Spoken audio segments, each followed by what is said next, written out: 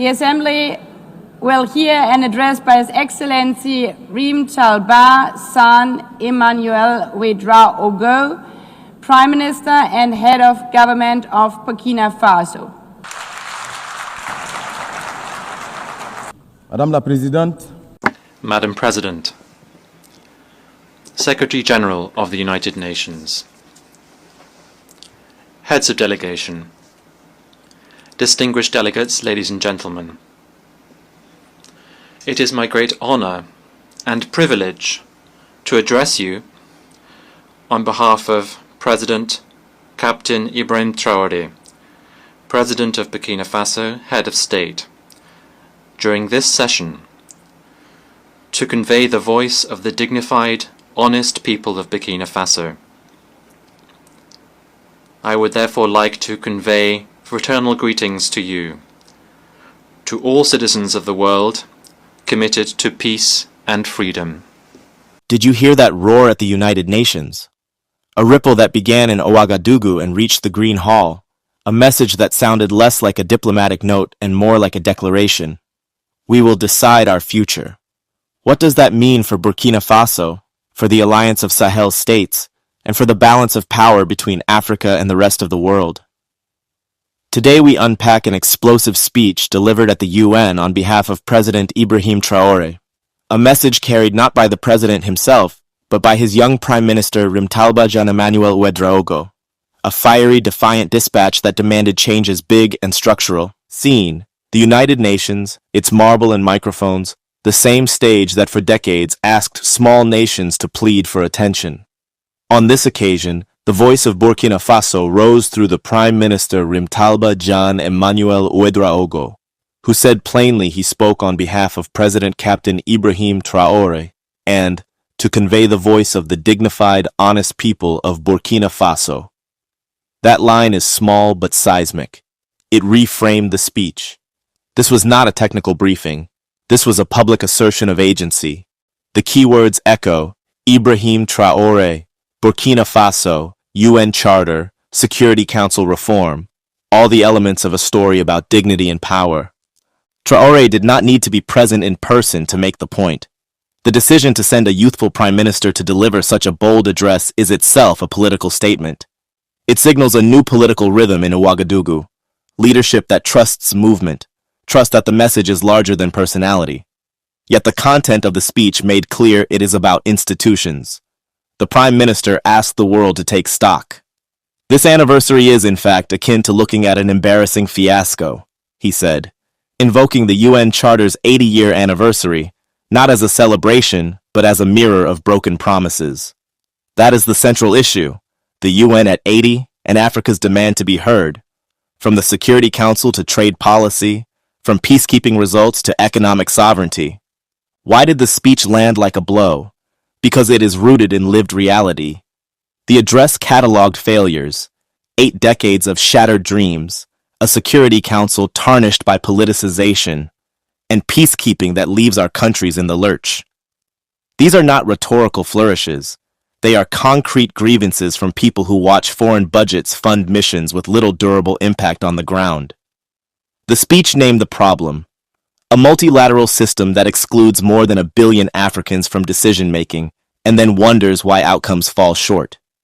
The themes are repeated: Ibrahim Traore, Burkina Faso, Security Council reform, UN Charter. Let's look at the structural ask. The address called for bold Security Council reform, including permanent seats for Africa. That demand is not new. It is an old and righteous claim. But the rhetorical pressure here is different. The speech linked the demand for representation to concrete failures, misused peacekeeping, unresolved conflicts, and the perceived complicity of some permanent members in predatory behaviors. It has become a pernicious body, the Prime Minister told the hall, and he painted the Security Council as an institution able to choose which countries merit attention, effectively weaponizing international legitimacy. This is a hard charge, and it moves the debate beyond reform for Poland or India. It makes reform a matter of survival for countries in the Sahel. Keep watching, because it gets deeper. The speech pivoted to economic policy as a weapon for sovereignty. International trade can no longer be conceived through rigid schemas and imbalanced models that have been imposed upon us, the Prime Minister said, and then named the remedy: industrialization, value addition, and jobs for youth. Here is the revolutionary spirit: the idea that political independence is hollow without economic autonomy. That is why the speech highlighted the Patriotic Support Fund and presidential initiatives, domestic tools used to reclaim resources and fund stabilization. The Prime Minister reported that since 2023, the Patriotic Support Fund collected more than 413 billion CFA francs. Those numbers matter. They are evidence in a world where data often speaks louder than promises. We're not done yet, far from it. The address was unapologetic about security. Burkina Faso's experience, the Prime Minister said, is one of sustained terrorist attacks supported by dark forces coveting resources. The speech accused external actors of compounding the crisis, even naming the role of media narratives and foreign influence. That is a risky diplomatic posture, but it also frames the defense of sovereignty as both military and narrative: win the fight on the ground and win the story in global opinion. Traore's government has pursued a strategy of self-reliance: volunteers for the defense, the Patriotic Support Fund, and a push to recover territory. More than 72% of our territory has been recovered, the Prime Minister said, a claim meant to show momentum and legitimacy. If that rattled you, wait until you hear this. The speech's language was Pan-African by design. It connected Burkina Faso's struggle to a continental narrative, the Confederation of Sahel States, the legacy of Sankara and Lumumba, and a call for multilateralism that respects African dignity. The address insisted the Alliance Confederation of Sahel States is not a retreat, but an assertion of the right to self-determination. That line reframes regional cooperation as resistance to instrumentalization, to being treated as theater for foreign agendas. It is a rhetorical clearing of the ground. The Sahel will set its priorities. But what about the international legal tools? The Prime Minister invoked Security Council Resolution 1373, noting that some permanent members ignore its obligations on terrorist financing and cooperation. That is a legal and practical lever. The speech argued that when binding instruments are selectively applied, trust evaporates. It is a plea for institutional consistency, a demand for rules that protect, not privilege. Traore's administration, by forcing the conversation into the hall of the UN, seeks legitimacy for its policies and rebuke for what it sees as hypocrisy. Brace yourself for what's coming next. The speech also attacked certain UN agency reports as biased narratives, specifically rejecting the Children and Armed Conflict in Burkina Faso report as manipulated. That pushback is an attempt to control the record. To understand why the government would contest these reports, remember that media narratives shape donor decisions and sanctions that affect domestic recovery. If external agencies depict a government as abusive or inept, they can alter international funding and diplomatic backing. The Prime Minister's public rejection is a defensive and proactive tactic. Deny the narrative and defend the domestic legitimacy of the stabilization project. Let's talk history, because no contemporary moment is intelligible without context. Military interventions across Africa have followed patterns: coups promising to remove corruption, the hard task of governing, and then choices: relinquish power, hand back to civilians, convert to a civilian presidency, be removed by another coup, or die in office. The Prime Minister's speech implicitly recognizes that trajectory. By insisting on reforms, sovereignty, and economic autonomy, Ibrahim Traore's government is attempting to avoid the slide into predatory lifelong rule, or at least to offer a narrative that justifies its continued authority. Whether that will become institutionalized democracy or a long-term personalization of power remains the central question. We must ask, what difference does it make if a military government allows an election or rewrites the constitution? The address posed that very question through tone and detail. This anniversary, the Prime Minister said, should lead us to carry out an introspective assessment of what we have achieved, rather than being a cause for celebration. In other words, promises are not enough. Structural changes are required: representation on the Security Council, fairer trade, and control of the value chain for raw materials. Those are long marches, not quick fixes. Keep watching, because this is about more than one country. The speech's significance ripples to Mali, Niger, and the broader alliance of Sahel states. The Prime Minister placed Burkina Faso's experience in a regional frame, shared threats, pooled forces, and a desire for a regional architecture that serves citizens. The Confederation, he insisted, is dignity in action. That claim will be contested internationally, but domestically it tightens the logic of mutual defense and shared sovereignty. For analysts wondering, is Mali next? The speech suggests the answer is not strictly a matter of military performance or governance quality. It is a question of how long populations will accept foreign dependency and perceive double standards in global institutions. And if you're still watching, don't stop now. There was an economic argument at the heart of the address. The Prime Minister called for breaking the cycle of dependence on the export of raw materials. That line connects to a century of colonial extractive patterns. Burkina Faso's push for industrialization and value addition envisions local factories, jobs for youth, and strategic use of resources. It's a plan to convert natural wealth into human capital and national prosperity. The Patriotic Support Fund and the presidential initiative Faso Mebo were presented as instruments to finance stabilization and invest in structural transformation. It's a model. Mobilize domestic resources, reduce dependency on fickle external aid, and pursue a sovereign development path.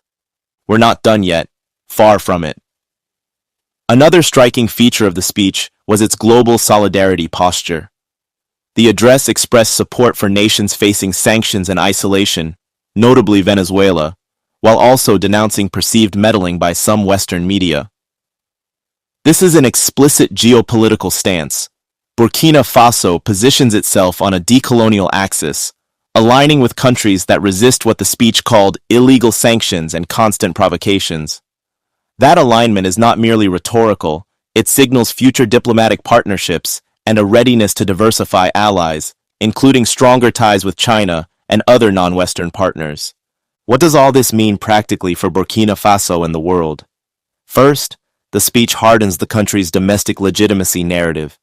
The government is in control, fighting terrorism, reclaiming territory, and mobilizing patriotic resources.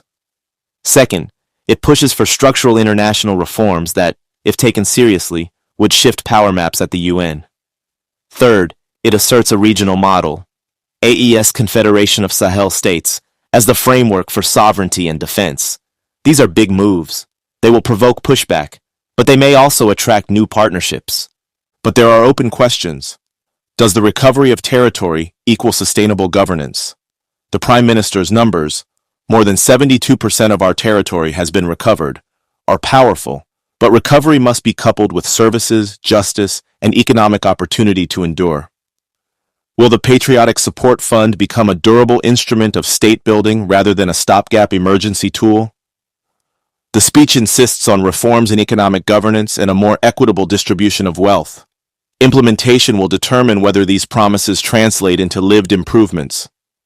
If that rattled you, ask yourself this: what do you want Africa's future to look like? The speech framed the debate.